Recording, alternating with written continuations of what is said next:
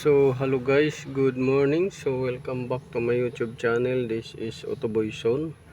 So ngayon guys, mayroon tayong gagawin. Itong unit natin ay D64W. Parehas lang ito ng mga D64B, ganyan. D63 T, ganyan. So ang issue nito guys ay nag-totally drain yung battery. Tapos ni-recharge natin, ayaw na mag-recharge, nasira na talaga siya, totally drain na. So yan yung gagawin natin. Tuturo ko sa inyo kung anong dapat gawin at dahilan nito. So yun yung ano natin. So kung naka-experience kayo guys nito, na laging naglo-low-bat at ano, so panoorin nyo to. So yun guys, tuturo ko sa inyo. Ang issue nito guys ay ayaw mamatay nung radyo dyan, laging nakailaw. So ngayon nawala siya, paiba-iba yung sitwasyon niya, symptoms. Minsan lalabas, minsan naman hindi. So nung lumabas siya, nakaparto, so hindi natin napansin na umilaw na naman siya, bumalik yung issue niya. Ngayon nag-low-bat tayo, yung battery charge natin, hindi na talaga na ano, revive natin yung battery dahil na totally drain siya. So pag ang battery nakaranas ng totally drain na siya, wala nang natira, automatic yan. Minsan dalawang plates ang nasira, minsan tatlong plates. So yan yung naging problema niya. So nasira tuloy yung battery natin dahil doon. So ngayon pagka in-start natin yan, gaya yan, lalabas yan, oh. So lumabas siya pero hindi siya nag-on, oras lang lumabas. So paiba-iba yung problema niya. Minsan hindi lalabas kahit naka-on siya, minsan lalabas. So yan yung isang dahilan kung bakit naglo-lowbat kayo pagka umaga, sinisira niya yung battery. So yan, 14.3 volts, okay yung charging niya. Ito, okay. Ngayon tatanggalin natin yung fuse nito. So may fuse dito guys, sa ilalim nito, sa likod niyan may fuse. Ang fuse niyan is yung radio dome. Sa radio niya dito, radio, at saka sa dome lights dito, magkasama yan. So pagka inalis ninyo yan guys, dyan inalis ninyo yung fuse, automatic hindi na to maglalak, central lock. Ngayon naglalak pa, ayan yan, gumagana pa siya ngayon. Pero pagka tinanggal ninyo, hindi na yan siya maglalak or magsi-central lock. Ang gagawin ninyo, mano-mano na lang ninyo na ilalak yan, ganyan. So hindi tayo dito pwede magano dahil nakakapagod mano-manuhin nyo yung 4 na pinto dahil hindi na gumagana yung central lock, dahil naka integrate siya dito sa fuse na to, dito sa radio dome.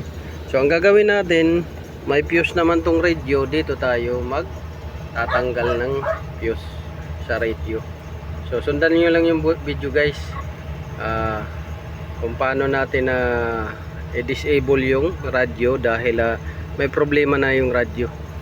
Yun. So yun, tandaan nyo guys, huwag kayo magtanggal dito ng fuse sa fuse box na sa radio dome dahil mawawala yung central locks, mawawala. So magiging mano-mano na lang yung lock nya. Ito, magiging mano-mano lahat ng pinto, 5 kasama yung sa likod. So para gagana pa rin siya. So dito tayo mag-disable ng fuse. Ito, may fuse dito. So tatanggalin muna natin yung ibabaw na yan. Tatabi natin dito dahil may mga ano to, accessories tayong nilagay. Ito. So sa mga gusto pala magpakabit nito, ito siya sa battery charging. Ito siya sa oil. Dito naman sa coolant, sa battery charging. So yung radio natin, yan nakaibabaw, hindi pa natin kinabit dito yung radio dahil may plano tayo ditong ikakabit na iba. Kasi ang plano natin ay itong radio na to ay dito sa ceiling para may magamit yung sa likod kung gusto nila manood, ganyan dyan. Dito naman iba. So kumbaga lalagyan natin ng head unit sa likod. So yun. So ayan guys, natanggal na natin. So ito lang yung cover na yan ang tatanggalin nyo. Ito medyo matigas tong tanggalin, kaya dandahan para di siya mabasag ng tuluyan. So tanggal na natin yung radio.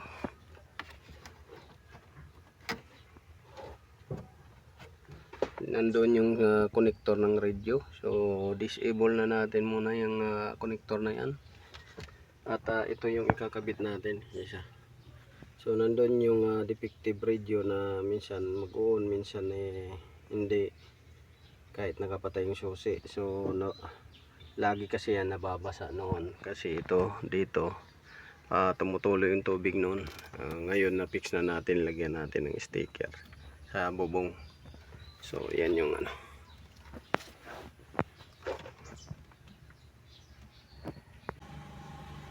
So ayan guys, naikabit na natin yung radio na isa.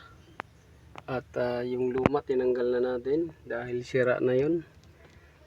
Nag-on off na siya kahit na walang susi or hindi naka-ignition on. So ngayon nandito na. Inano na natin, kinabit na lang natin dito yung head unit or yung minsan tatawagin na touchscreen radio ng iba. So ngayon panda rin natin kung gagana ba to.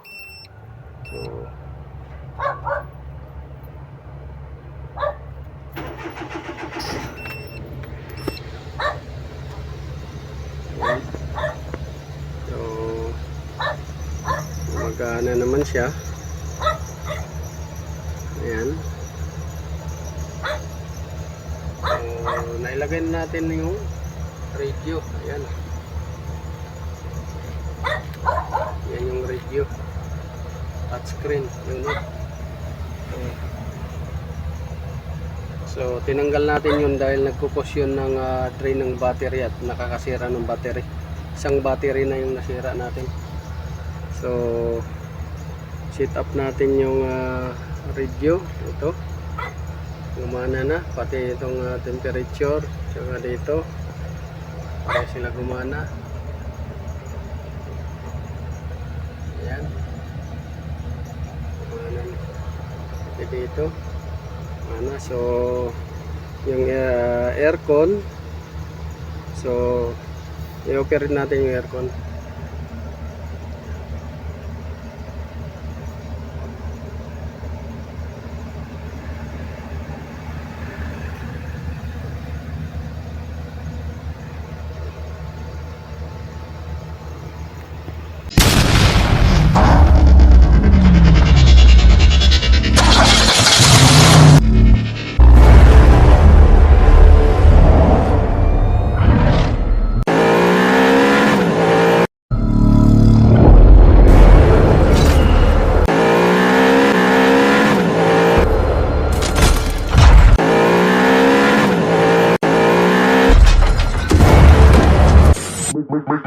Make